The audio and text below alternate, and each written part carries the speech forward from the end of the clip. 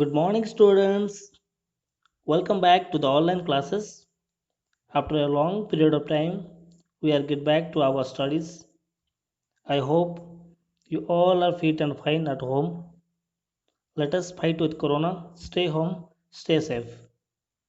So today, in this video, I am going to teach you your English course book first chapter, Friends.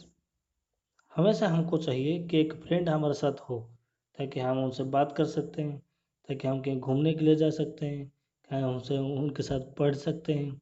तो हमारे साथ कोई ना कोई फ्रेंड हमको चाहिए। So this poem friends is all about friend. So यहाँ पे पोएट कैसे अपने फ्रेंड के साथ एंजॉय कर रहे हैं या उनके फ्रेंड्स कौन कौन हैं, ये सब हम उनसे आज पढ़ेंगे। So friends is a poem that written by Abby Farwell Brown, was an American author. So Abby Farwell Brown was an American. He belongs to America country. Her famous work is the Book of Saints and Friendly Beast, which was stories based on myth, legends and folk tales. जो कि उनके सारे जितने सारे poem वो लिखते हैं, जितने सारे स्टोरी या पोएम्स लिखते हैं, वो सारे के सारे कहीं ना कहीं हमारे पुरानी कथाओं के ऊपर, पुरानी कहानी के ऊपर, लोक कथा के ऊपर आधारित होता है। So when Brown was in school she started the school newspaper the Jabberwock. So now which is one of the oldest school newspapers in the United States of America. जब वो स्कूल में थे तब से वो लिखना स्टार्ट किए थे स्कूल न्यूज़पेपर के लिए। So this is your chapter friends. So let's start our poem. First stanza. How good to lie a little while and look up through the tree. The sky is like a kind of big smile bent sweetly over me. So how good to lie a little. So कितना अच्छा होता है थोड़ा सा नीचे lie होने के, नीचे गिर जाने से। होता ना, lie मीन्स गिर जाना, हम बोलते हैं ना lie on the bed, bed के ऊपर गिर जाना, बेड के ऊपर सो जाना। So how good to lie a little while. Little while meaning होता है कुछ समय के लिए, कुछ टाइम के लिए। So how good to lie a little while, कुछ समय के लिए अगर हम नीचे गिर जाएं, सीधा नीचे थोड़ा सो जाएं तो कितना अच्छा होगा। And look up through the tree. और क्या लुक अप, लुक अप मतलब ऊपर देखना है, और ऊपर देखेंगे किसके द्वारा ना, through the tree. Through the tree हम ऊपर देखेंगे, ऊपर क्या होता है हमारा, ऊपर स्काई होता है। So here in the third line came sky. The sky is like a kind big smile bent sweetly over me. The sky is like a big smile. जैसे कि लगता है स्काई मुझे एक बहुत बड़ा सा स्माइल मुझे दे रहा है। अगर हम थोड़ा सा नीचे इसे, थोड़ा सा मिट्टी के ऊपर, थोड़ा ग्रास के ऊपर अगर हम ऐसे सो जाएं थोड़ा सा और आसमान की तरफ देखेंगे, किसके थ्रू, ट्री के थ्रू, तो हमको जैसे दिखेगा जैसे स्काई हमको एक बहुत बड़ा स्माइल दे रहा है। हम बेंट स्वीटली ओवर में, जैसे लग रहा है कि हमारे ऊपर ऐसे बेंट होके वो गिरा हुआ है। तो यहाँ पे गिरा हुआ है मतलब कि स्काई हमारे ऊपर गिर जाएगा क्या, ऐसा नहीं है। जैसे हमको लगता है ना, जैसे कोई हमारे ऊपर केयर करते, अगर हमारे फादर या मदर कोई हमके ऊपर ऐसे बेंड होके हमको देखेंगे तो हमको कैसे लगता है, हमको ऐसा लगता है कि हम लोग कुछ गलती कर दिए हैं और हम लोग कुछ बोल रहे हैं, कुछ एडवाइस दे रहे हैं। फादर या मदर ऐसा होता है कि नहीं, हम लोग छोटे होते हैं और फादर या मदर से बेंड होके हमको कुछ बोल रहे हैं। तो उसी तरह लग रहा है अगर हम स्काई को नीचे से ऐसे लेटे हुए, अगर ट्री के थ्रू से अगर हम स्काई को देखेंगे, ऐसे लगता है कि स्काई थोड़ा सा बहुत बड़ा स्माइल देके हमको ऐसे नीचे से हमको देख रहा है कि कैसे ना, जैसे कि केयरिंग कर रहा है, जैसे कि हमको प्रोटेक्शन दे के रखा हुआ है। Okay, so next answer. The sunshine flickers through the lace of leaves above my head and kisses me upon the face like mother before bed. So in the second stanza also we have a redeeming word like lace face, head bed. The sunshine flickers through the lace of leaves above my head and kisses me upon the face and like mother before bed. सो ये second stanza में क्या बोलते हैं ना, सिर्फ sky नहीं है जो मेरे ऊपर ऐसे केयर करके बेंड होके रुका है, जो कि बिग स्माइल दे रहा है, और क्या है ना, सन साइन भी है जो flickers through the less. Flickers होता है ना, मतलब कोई ऐसा स्ट्रेट लाइन में नहीं आता है, फ्लिकर मतलब इधर उधर होके आएगा। तो थ्रू द लेस, लेस पता है ना, हम उसमें लेस आते हैं पॉइंट होके, जैसे इस होल में जाके उस होल में निकलना है, तो उसी तरह the sunshine flickers through the lace of leaves above my head.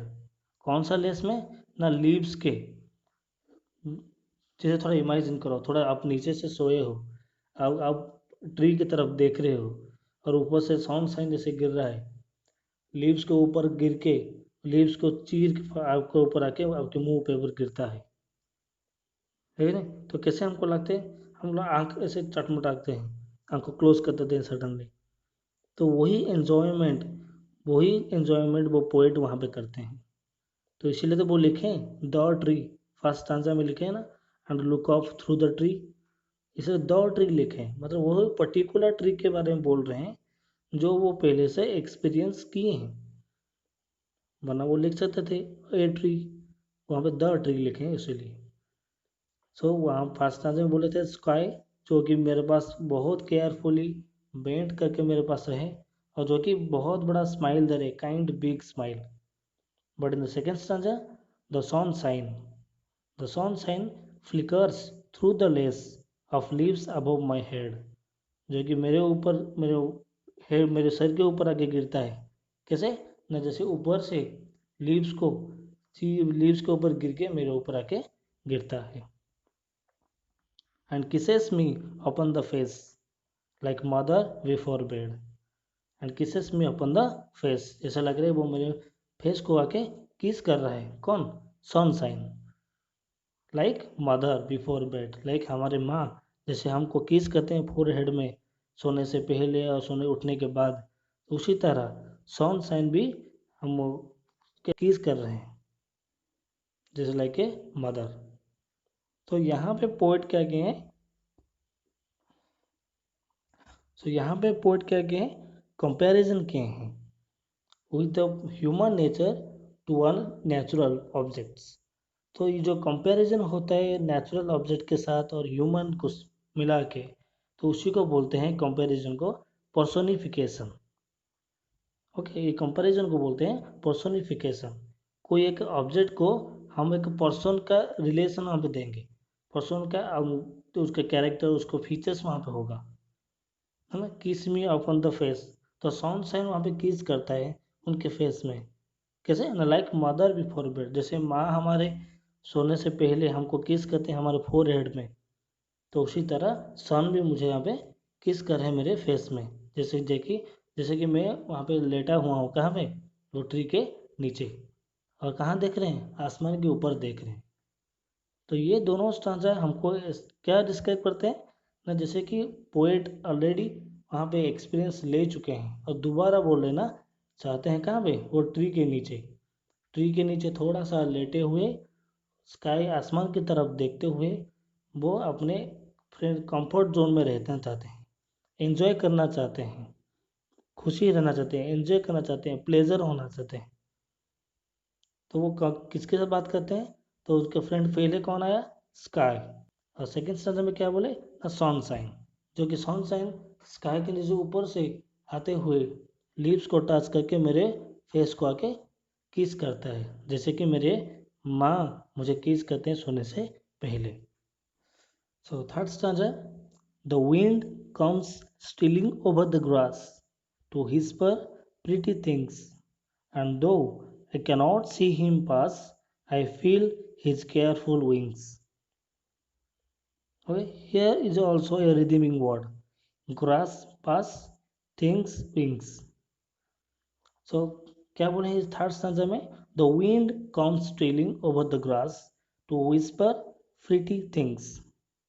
तो पहले गया था क्या हमारा स्काई फर्स्ट स्टांजा में, सेकंड स्टांजा में आया हमारा sunshine, now the wind. The wind comes, हवा आ रहा है, कैसे स्ट्रीलिंग ओवर द ग्रास, जैसे छुपते हुए हमारे ग्रास के ऊपर से वो आ रहा है। क्या करने के लिए? To whisper pretty things. Whisper means slowly, अगर हम किसके कान में जाके हम स्लोली कुछ बोलते हैं तो उसको बोलते हैं विस्पर। तो उसी तरह विंड भी ऐसे स्मूथ, ऐसे धीरे से आता है और हमारे कान में कुछ बोल के जाता है। हमको कान में क्या बोलता है, क्या हमको पता चलता है कि विंड क्या बोलता है? कभी देखा विंड को बात करने के लिए? कभी नहीं। पर विंड का जब वो जो साउंड होता है, जब वो पास होता है, जो साउंड होता है वो हमको बहुत प्रिटी लगता है, बहुत चेयरफुल लगता है, बहुत जॉयफुल लगता है हमको सुनने के लिए।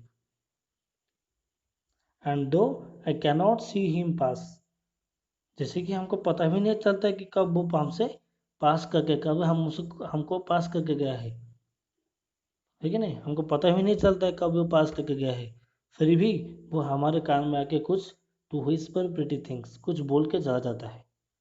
कैसे? जैसे आज I feel his careful wings, जैसे लगता है उसका केयरफुल विंग्स उसके पास है, जो केयर करता है मेरे ऊपर, और आराम से वो आके मेरे कान में कुछ प्रिटी थिंग्स बोल के धीरे से चला जाता है। तो I feel his careful wings. Wind के पास विंग्स होता है क्या कभी? नहीं। फिर भी कैसे बोलते हैं ना, विंड जेंटली आता है, क्वाइटली आता है। अगर हम विंड क्वाइटली आता है तो हम उसको बोलते हैं ब्रीज, आराम से लगता है, बहुत मज़ा लगता है। हम आता है ना, कभी जब हमारा क्लाउडी हो जाता है एरिया, तो हमको कैसे महसूस होता है, विंड क्वाइटली आता है, केयरफुली आता है, तो हमको मज़ा लगता है। अगर विंड स्पीड ले आएगा तो वो स्टॉर्म हो जाएगा, जब हमारा साइक्लोन के टाइम में होता है कि नहीं? तो यहाँ पे क्या होता है ना, विंड क्या होता है, क्वाइटली आता है, स्लोली आता है, तो इसीलिए उनको पता भी नहीं चलता है कब पास करके गया है, और उसको ऐसे भी लगता है कि कुछ हमको मेरे क्लासमेट मेरे मुझे कुछ बोल के गया है, तो इसीलिए उसको बहुत ही मज़ा आता है, बहुत ही हैप्पी, बहुत ही प्लेजरफुल वहाँ पे महसूस करते हैं वो। Then last stanza, so many gentle friends are near whom one can scarcely see. A child should never feel a fear wherever he may be. So in the last stanza also here is the rhyming word like near, fear, see, be. So many gentle friends are near whom one can scarcely see. A child should never feel a fear wherever he may be. Okay, so क्या बोलते हैं पहले line में, so many gentle friends are near, तो यहाँ पे बहुत सारे जेंटल फ्रेंड्स है। तो यहाँ पे कौन से फ्रेंड के नेम बोले थे वो? पहले स्काई फर्स्ट स्टैंजा में था, देन सेकेंड आया उनके सनशाइन, देन थर्ड स्टैंजा में आया द विंड। तो ये सारे दोस्त हमारी चारों तरफ हमेशा रहते हैं। So home one can scarcely see, हम कभी कभी उनसे मिल जाते हैं, कभी कभी हम उनसे क्या करते हैं, मिलते हैं, देख भी सकते हैं और देखते भी हैं, है कि नहीं? विंड को हम कभी देखते हैं जब वो हमारा ट्री के पत्ते जोर से हिलता है कि नहीं? सनशाइन को हम भी देखते हैं, पता चलता है कि सन बहुत सारा धूप हो रहा है ना? और स्काई तो हमेशा हम देखते रहते हैं ऊपर। तो ये सारे फ्रेंड्स में हमारे चारों तरफ हमेशा रहते हैं। So a child should never feel a fear, कभी एक चाइल्ड को डरने की कोई ज़रूरत नहीं है। तो पोइट ऐसे क्यों बोलते हैं? A child should never feel a fear wherever he may be, कहीं पे भी हो, आपको किसी को डरने की महसूस भी नहीं करना चाहिए, क्योंकि आपके चारों तरफ ये जेंटल फ्रेंड्स हमेशा रहते हैं। आप कहीं भी जाओ, ये फ्रेंड्स हमेशा रहेंगे, जैसे कि स्काई, सनशाइन एंड विंड। ये सारे को आप बहुत मज़े से देख सकते हो। जब हम नेचर के साथ मिल जाएंगे, अगर नेचर को देखना पसंद करेंगे, तब ये आपके दोस्त हमेशा आपके पास रहते हैं, तो आपको कहीं भी डरने की ज़रूरत नहीं है। Okay, so this is the poet that wants to tell you all about her poem Friends. So I hope you understand well, line by line and words by word I explain to you. So try to make your own sentences summary of the poem. So thank you students for being with me at the last of this video. I hope you will listen carefully and understood very well. If you any doubt you can ask me. I will meet you in my next video with some exciting and interesting topic. Till then, see you, take care, bye.